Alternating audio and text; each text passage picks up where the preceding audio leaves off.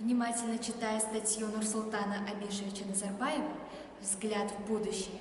Модернизация общественного сознания», невольно проникаешься гордостью за нашу республику, край с необозримыми просторами и богатыми природными красотами.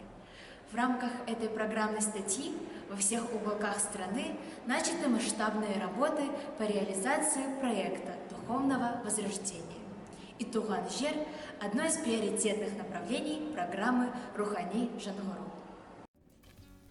Где бы мы ни находились, малая Родина всегда в нашем сердце.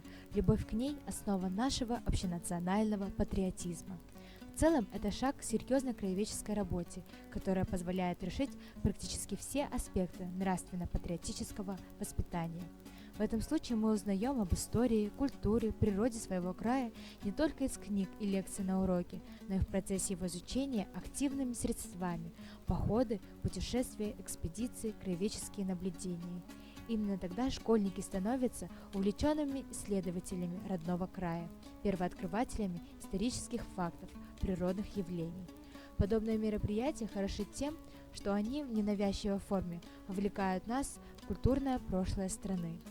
Южный Казахстан как раз та часть Азии, где можно увидеть многое за небольшой промежуток времени.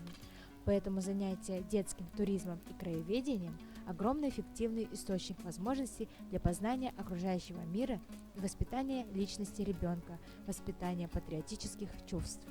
С обретением независимости стал проявляться интерес к туризму и в Жамбылской области, обладающей большим туристским потенциалом, но занимающей пока незначительную долю в мировом туристском потоке. Сегодня археологический парк Древний Тарас – одна из главных туристических достопримечательностей как Южного Казахстана, так и всей страны. Значительная часть коллекции датируется XI-XII веками, периодом власти караханидов. Найденные артефакты впечатляют. Богатая и разнообразная коллекция керамики, найденная в ходе раскопок, выполнена зачастую из местной глины, многочисленные изделия из различных металлов.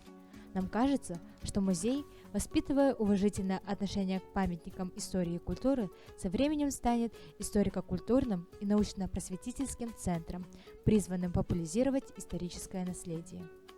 В полусотни километров от Тараза у подножия гор раскинулись руины. Их изучают уже третий век подряд, но до сих пор с абсолютной уверенностью никто не может сказать, что это за сооружение и кто их строил. И это Акыртас – загадочное и интереснейшее сооружение, дословно переводимое как «последний камень».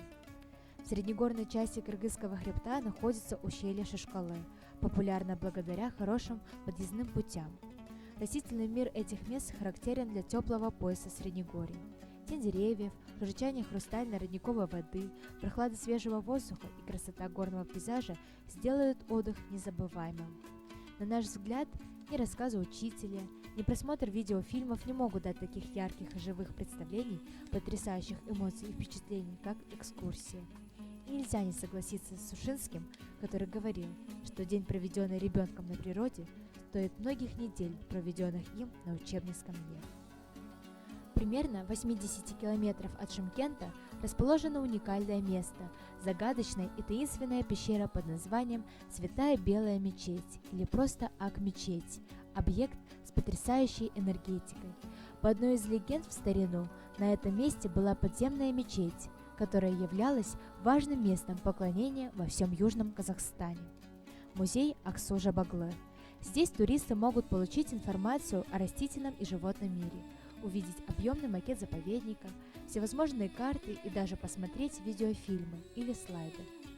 Такие экскурсии формируют интерес к истории своего народа, его культуре, его вековым традициям и обычаям.